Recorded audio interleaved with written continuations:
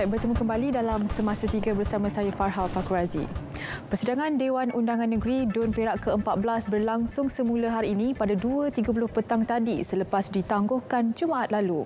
Dan untuk perkembangan semasa, kita bersama Syafiq Akhir yang berada di bangunan Darul Rizwan Ipoh.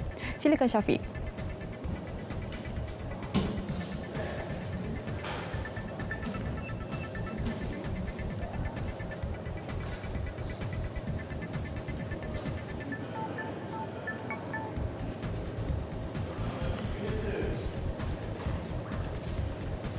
Ya Farha, persidangan Dun Perak yang ke-14 dijadualkan bersambung hari ini selepas ditangguhkan pada Jumaat lalu.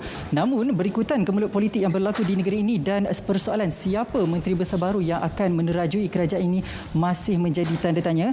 Speaker Dun Perak Datuk Muhammad Zahid Abdul Khalid mengumumkan persidangan hari ini ditangguhkan ke hari Rabu 16 Disember pada pukul 9 pagi.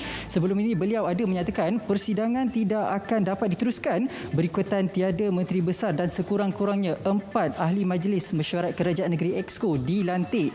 Kemelut politik di Perak berlaku selepas usul keyakinan majoriti ahli Dewan terhadap Menteri Besar Perak Datuk Seri Ahmad Faizal Azumu dilakukan pada Jumaat lalu.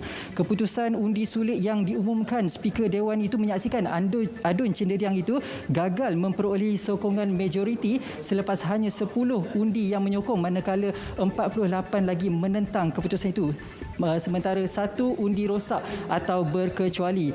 Datuk Seri Ahmad Faizal Azumu telah meletak jawatan sebagai Menteri Besar Perak pada Sabtu lepas bersama-sama kesemua barisan Exco Kerajaan Negeri.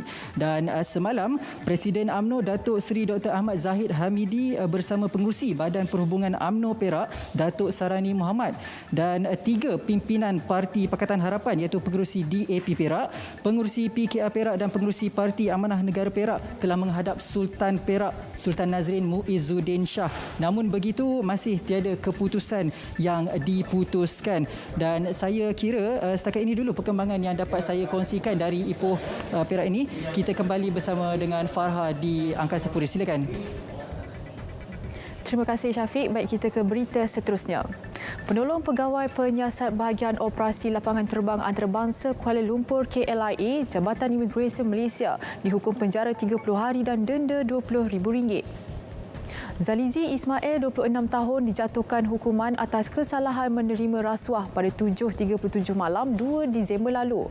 Zalizi yang bertugas sebagai pegawai imigresen grade 19 mengaku bersalah terhadap pertuduhan pilihan menerima wang tunai RM12,000 kerana melepaskan 2 warga Cina yang menjadi tahanan imigresen minggu lalu.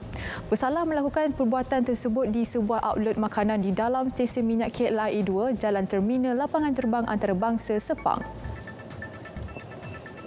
Jenayah rasuah di Malaysia boleh menjadi pandemik sekiranya kestabilan politik yang menyokong kepada keampuhan ekonomi tidak dicapai.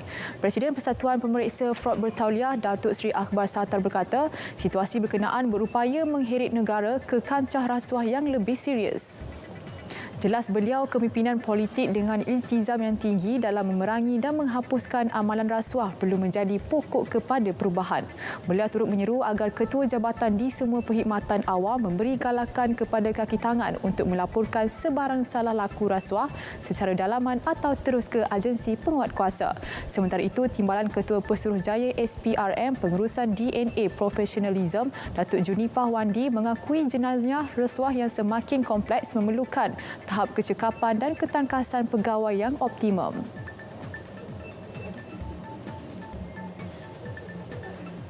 Baik, sekian untuk Semasa 3. Saya Farha Fakhrazi. Assalamualaikum dan salam hormat.